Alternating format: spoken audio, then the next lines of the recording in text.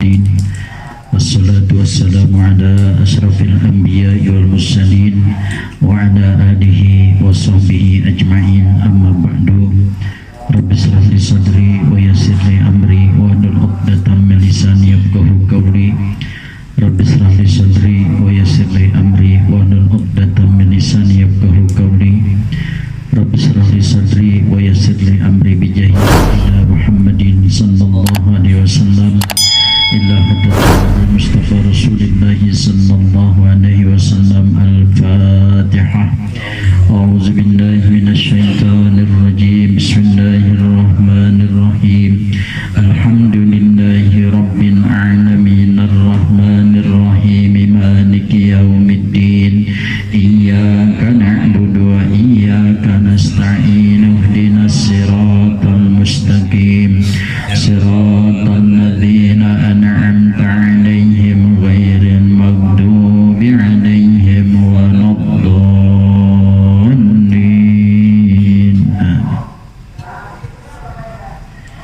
Bismillahirrahmanirrahim. Babu surutis salat. Adapun ini bab menerangkan tentang syarat-syarat salat. Jadi sebelum kita masuk pada salatnya, kita harus memenuhi daripada syarat-syaratnya. Kalau syarat-syaratnya belum cukup, maka kita tidak boleh atau belum bisa melakukan salat. Misalnya salah satu syarat salat adalah sudah masuk waktu. Misalnya Isya jam 7 lewat 5 atau lewat 10. Kalau jam 7 berarti belum masuk waktu. Itu belum bisa melaksanakan salat Isya karena termasuk syarat-syaratnya. Menutup aurat begitu juga termasuk syarat-syarat salat. Kalau aurat kita belum tertutupi misalnya, maka belum terpenuhi daripada syarat salat. Suci daripada hadas besar dan hadas kecil begitu juga. Jadi harus terpenuhi dulu syarat-syarat salatnya, baru kita melakukan salat. An Ali bin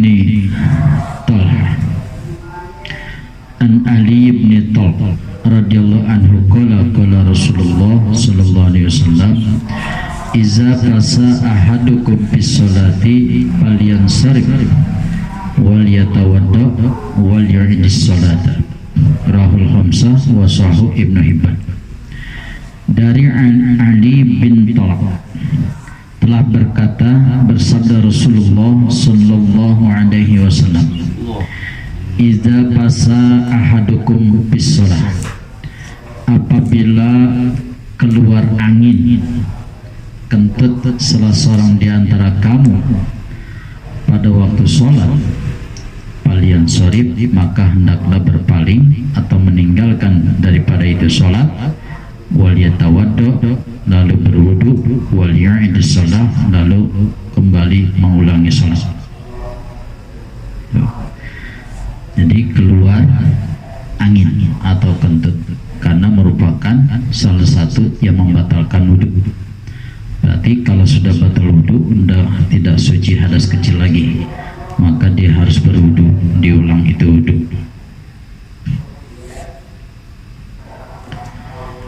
Makanya kalau makmum di belakang imam itu mesti yang paham, ya, yang paham dia. Kalau suatu waktu si imam yang kentut, kemudian dia harus keluar, ya. Nah, makmum yang di belakangnya ya harus yang paham tentang imam, bacaannya. Jangan kita main di belakang-belakang aja. Ketika imam kentut kemudian keluar, kita kebingungan, ya. Jadi dia bisa ambil alih. Kalau udah sholat rakaat ketiga atau keempat semendingan, ya. Kalau baru 1, 2, ya, mesti sikut-sikutan, lu aja kagak bisa, ya. Mesti langsung inisiatif. Wa an Aisyah radhiyallahu anha anna Nabiy sallallahu alaihi wasallam qala,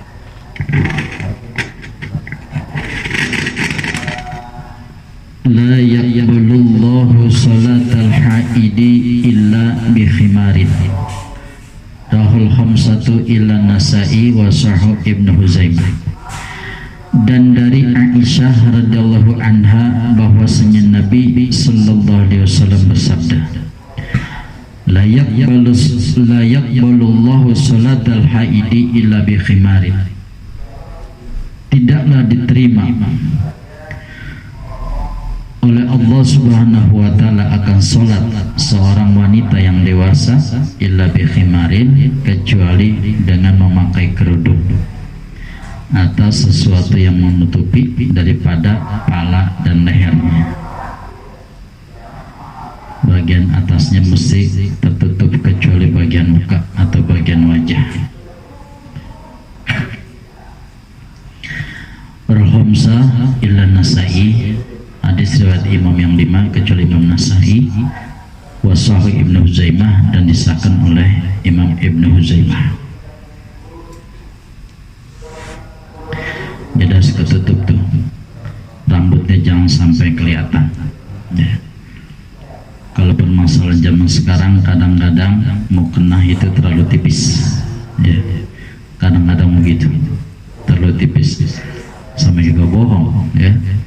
Misalnya apalagi di luar ketika terang matahari kelihatan gitu, untuk terlalu tipis. Ada tuh mau kena perempuan yang kalau dimasukin ke tas kecil banget ya, kecil. Memang praktis di bawah semua kemari kecil, tapi sudah mau dipakai itu kelihatan atau berbahaya. Yang begitu jangan dikasih pakai ya. Membuat gaya doang nih ya. Wa an Jabirin radhiyallahu anhu anna Nabiy sallallahu alaihi wasallam qala lahu idza kana thabu wasi'an faltahib bihi, yakni bis shalah. Walil muslimi fa khalif baina tarafaihi wa in kana dayiqa fattazir bihi, muttafaqun alaihi. Walahuma min hadisin Abi Hurairah la yusalli ahadukum bisawbi wahidi laisa ala atikihi min syai'un. Dan dari Jabir radhiyallahu an bahwasanya Nabi sallallahu alaihi wasallam berkata kepadanya, idza kana sabu wasi'an, apabila keadaan kain itu luas atau lebar, faltahib bihi, maka berselimutlah, yakni bisolah, yakni ketika melaksanakan sholat. Seperti orang berselimut diselendangin ya, diselendangin.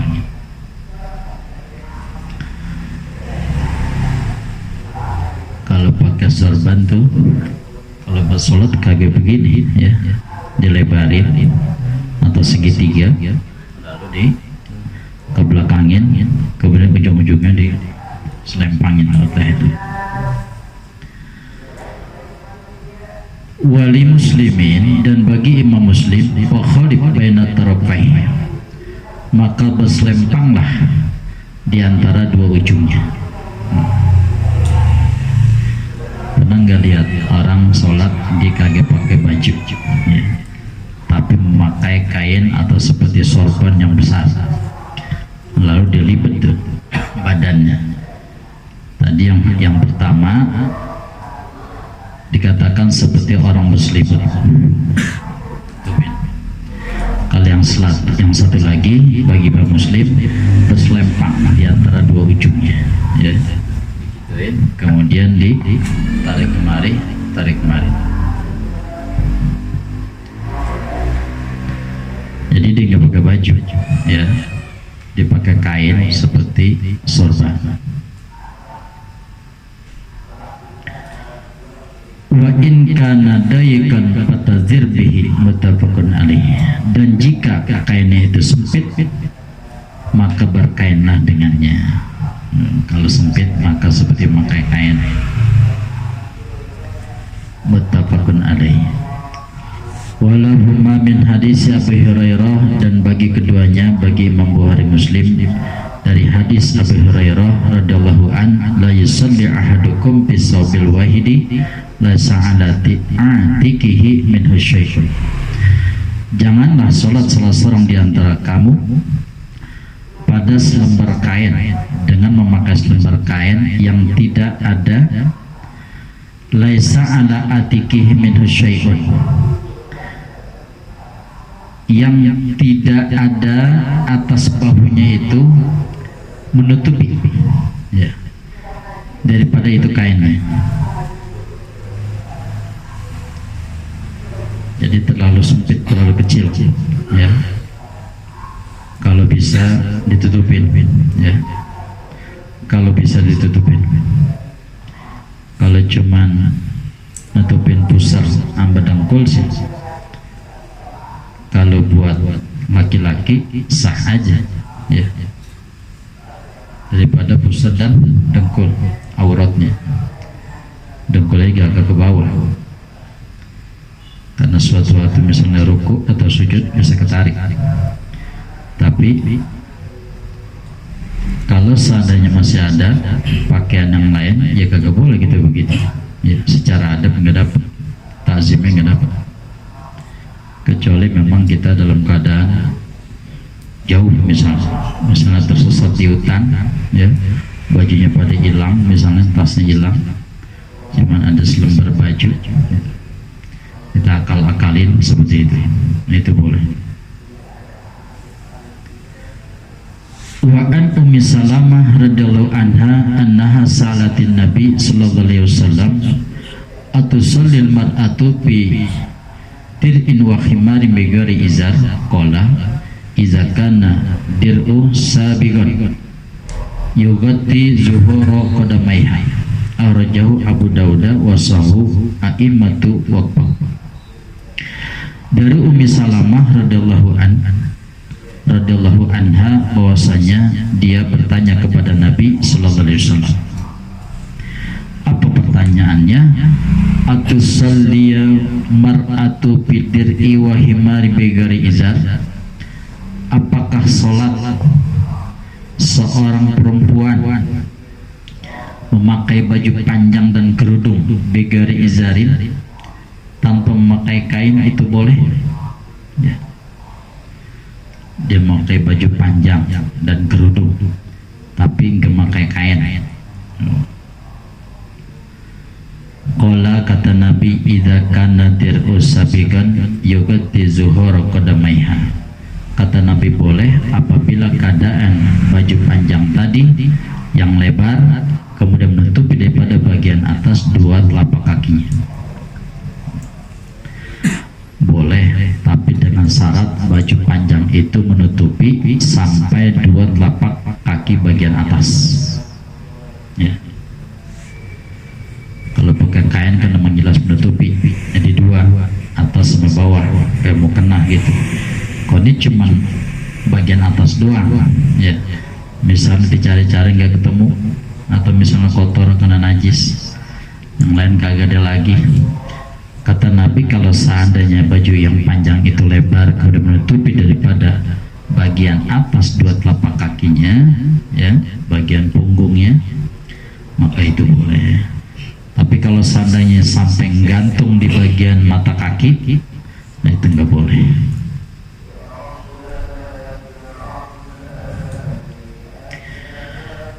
Wa an Amir ibn Rabi'ah radhiyallahu anhu qala kunna ma'an Nabi sallallahu alaihi wasallam bil lailati muslimatin fa askalat alaina al-qiblatu fa sallaina falamma tala'ati syamsu idza nahnu sallaina idza ghairi qiblati fa nazalat fa aina ma tuwallu fasamma wajhullah akhrajahu Tirmizi wa da'afa.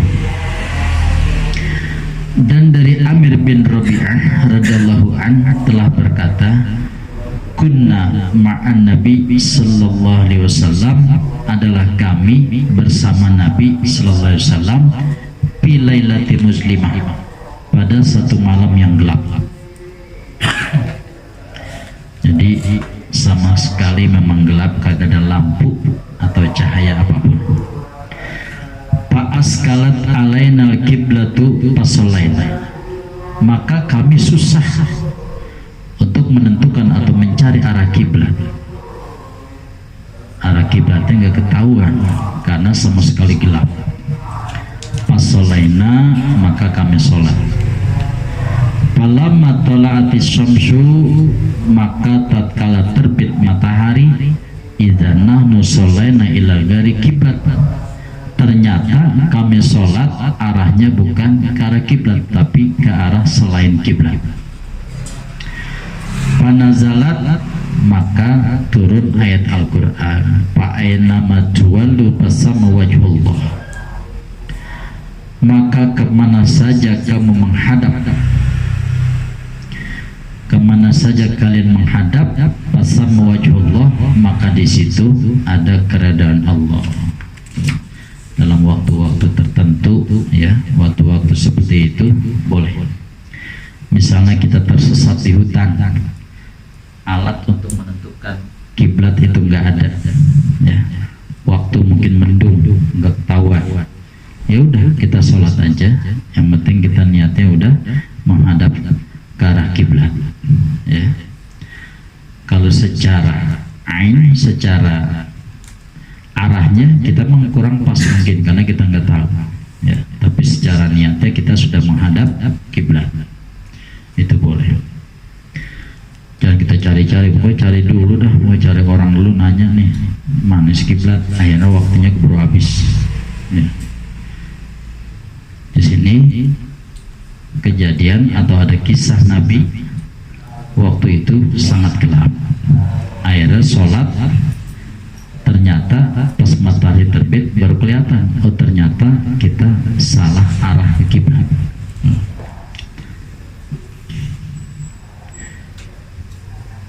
Akhrajahu Tirmizi wa da'afahu, dikeluarkan hadis dari Imam Tirmizi kemudian didaifkan. Wa an Abi Hurairah radhiyallahu anhu qala qala Rasulullah sallallahu alaihi wasallam, mabaina masyriq wal maghrib qiblatun, rawahu Tirmizi wa qawahul Bukhari.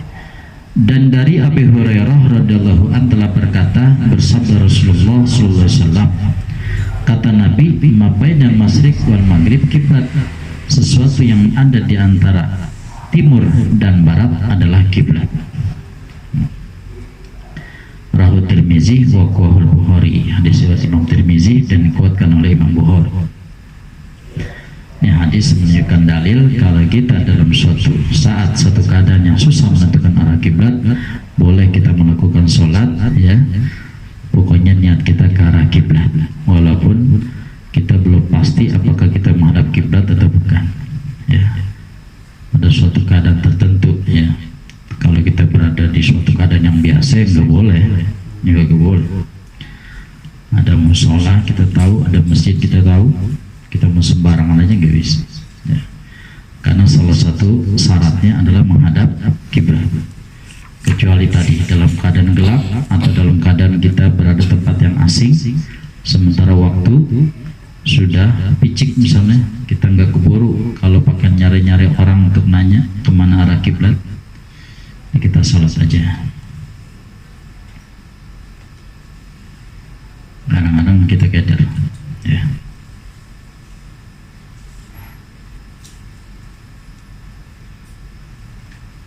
Tapi kalau kita seandainya kita tahu ada orang sholat salah kiblat, ya kita mesti kasih tahu, ya. Kalau yang dikasih tahu bukan dari tadi udah 3 rakaat baru bilangin, udah 3 rakaat baru bilangin, ya. Coba jangan dibilangin sekalian. Kalau dikasih tahu akhirnya dia harus ngulang, ya. Kalau udah dibilangin dia kaget. Kalau kurang-kurang nyerang aja dikit, nggak apa-apa. Nggak apa-apa.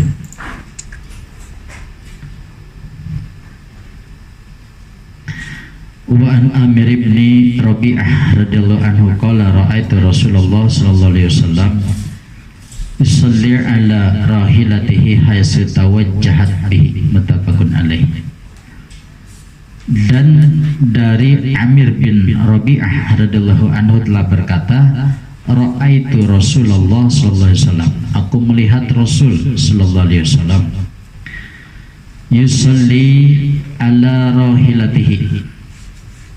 Kata Amir bin Rabi'ah, aku pernah melihat Rasul sholat di atas kendaraan, kuda atau onta, kalau kita mungkin di mobil. Haitsu tawajjahat bihi, kemana saja beliau menghadap, tergantung kendaraannya. Ya. Kalau satu kendaraan begitu. Dan juga kita muter-muter tempat duduk kita, udah arah kiblat tiba-tiba belok ke kanan tuh mobil, kita muter sama ya bisa. Kalau itu kendaraan begitu, ya.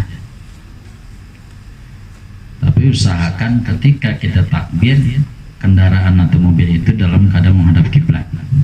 Kalau pasnya begitu ya begitu.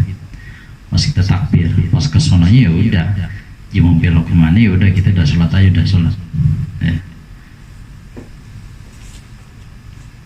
Muttafaqun alaihi. Zadal Bukhari, dan menambahkan Imam Bukhari, yumi'u bi ra'sihi wa lam yakun yasna'uhu bil maktubah. Beliau memberikan isyarat dengan kepalanya. Karena kalau di kendaraan, bisa di onta atau di kuda, untuk ruku, untuk sujud ya susah. Jadi dengan isyarat kepalanya aja. Tundukan ruku itu lebih tinggi, kalau sujud itu lebih ke bawah. Walam yakun yasnahu bil maktubah, dan beliau tidak mengerjakan, tidak melakukan demikian pada sholat fardu. Ini juga mengindikasikan bahwa sholat ini adalah sholat sunnah, ya, yang dikerjakan adalah sholat sunnah. Uli Abi Dawud min hadisin Anas radhiyallahu anhu, wa kana idza safara farada ayatawwa istaqbala bina qatihi kiblata fakabbara summa shalah haitsu kana wajhu rikabihi. Dan bagi Imam Abi Dawud dari hadis Anas radhiyallahu an adalah beliau Nabi sallallahu alaihi wasallam apabila bepergian, fa'arada ayatawwa'ah, apabila ingin melaksanakan sholat sunnah, istaqbala binaqatihil kiblah, lalu beliau menghadapkan kendaraannya itu ke arah kiblat. Fakabbaro, lalu beliau takbir. Summa sholah haisukana wajhu rikabihi, kemudian beliau sholat kemana saja kendaraannya itu menghadap. Awalnya takbirnya menghadap kiblat, dibelokin dulu ke arah kiblat. Setelah udah takbir kemudian sholat, maka arah kendaraannya tergantung daripada tujuannya. Apalagi di mobil, ya, banyak belokan, jadi kita nggak perlu muter-muter. Ada juga orang sholat sembari jalan, ada juga sholat sembari jalan. Ketika dia takbir, dia menghadap kiblat, Allahu Akbar, itu udah jalan. Sembari bacaan, kemudian dia ruku, dia berhenti dulu, begitu sujud, begitu jalan lagi. Ada tuh di waktu-waktu tertentu boleh melakukan sholat seperti itu.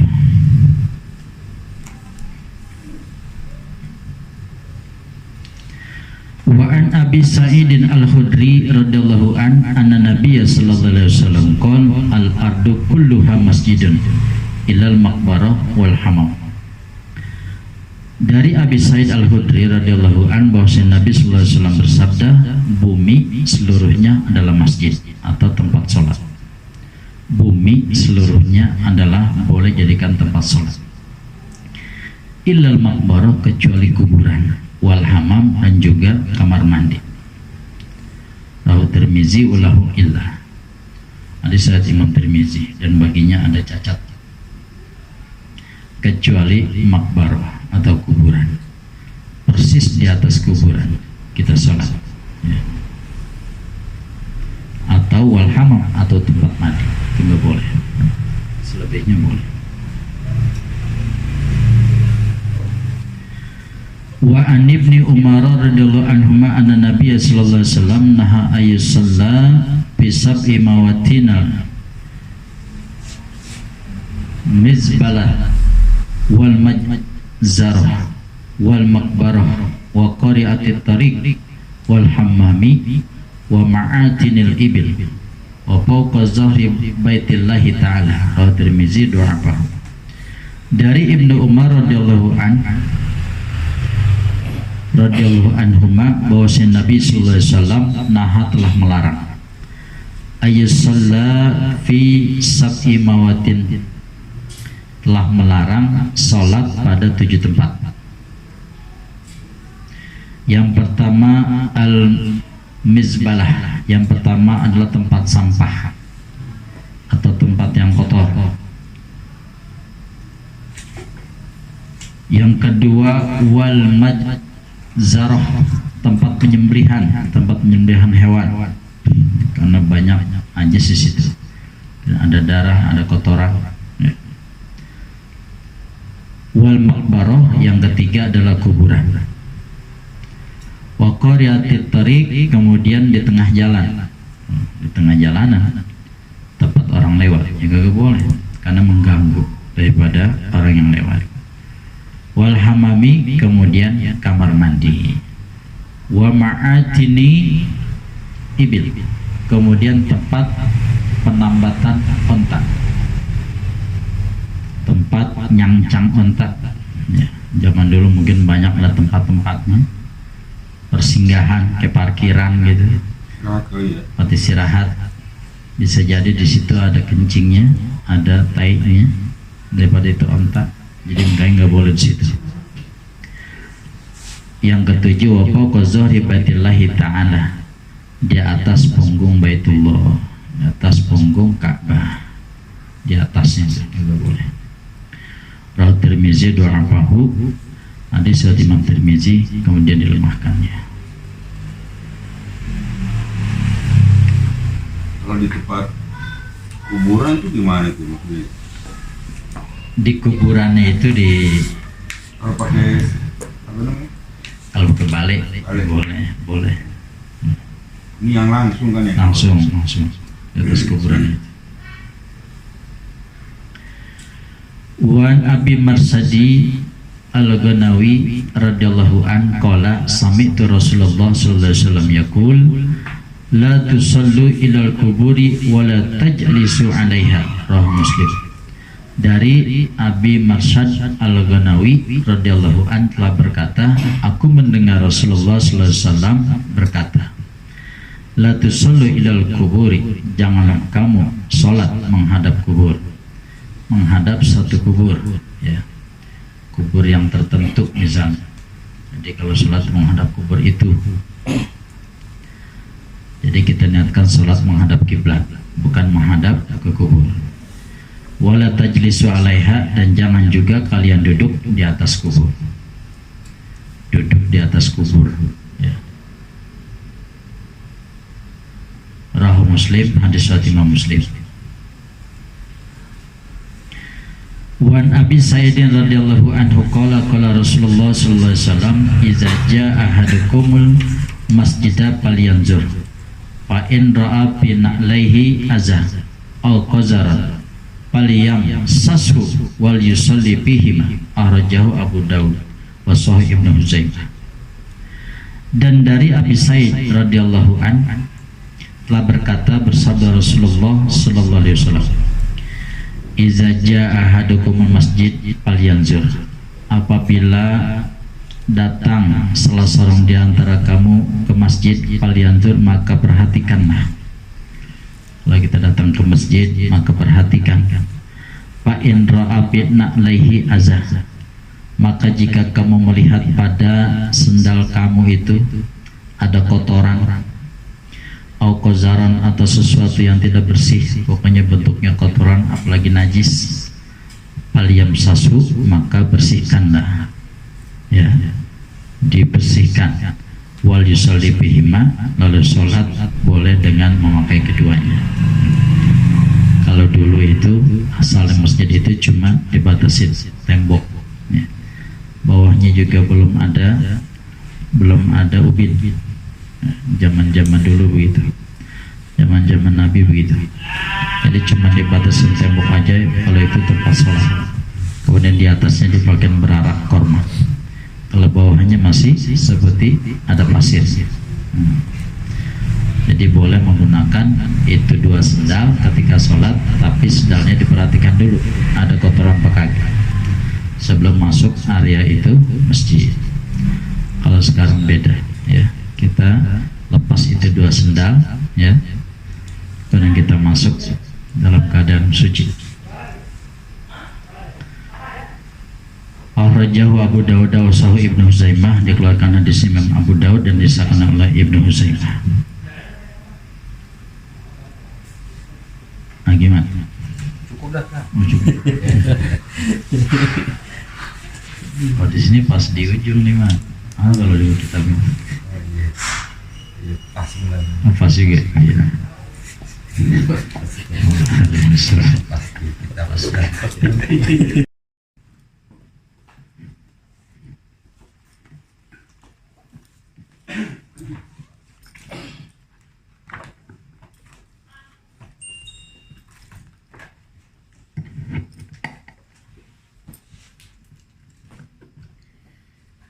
ألا بذكر الله تطمئن القلوب لا إله إلا الله محمد رسول الله لا إله إلا الله محمد رسول الله لا إله إلا الله محمد رسول الله لا إله إلا الله لا إله إلا الله لا إله إلا الله لا إله إلا الله لا إله إلا الله الله الله الله الله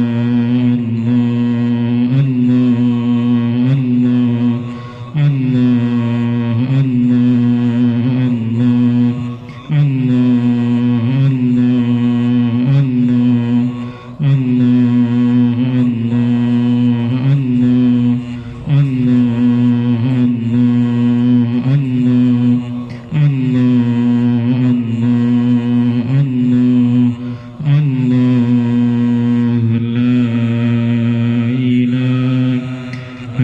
إلا الله محمد رسول الله لا إله إلا الله محمد رسول الله لا إله إلا الله محمد رسول الله لا إله إلا الله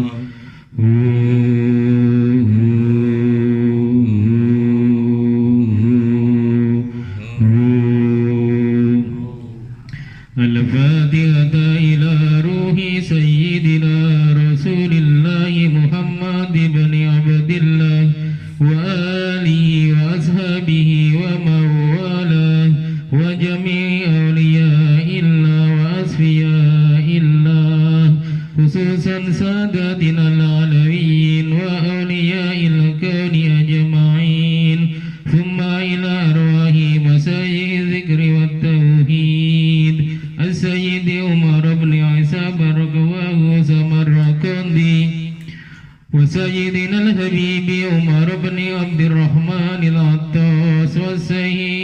علي بن عبد الله بارس والحبيب عيسى بن محمد الحبسي والحبيب علي بن حسن العطاس وسي أحمد بن عبد القادر باس وسي محمد بن أحمد بامسموس وجميع مساجد الذكر والتوحيد أينما كانوا وحلت أرواحهم أن الله يتغشاهم برحمة والمغفرة ويحيينا على لا إله إلا الله ويتوفانا عليها ويحققنا بحقائقها ويلزمنا طرائقها ويجعلنا من خواسها أهلها ومن الذكرين الله كثيرا في خير وعافية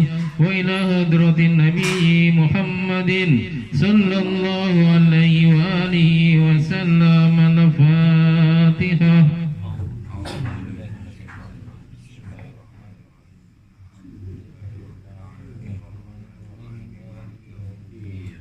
إياك نعبد وإياك نستعين اهدنا الصراط المستقيم صراط الذين أنعمت عليهم غير المغضوب عليهم ولا الضالين.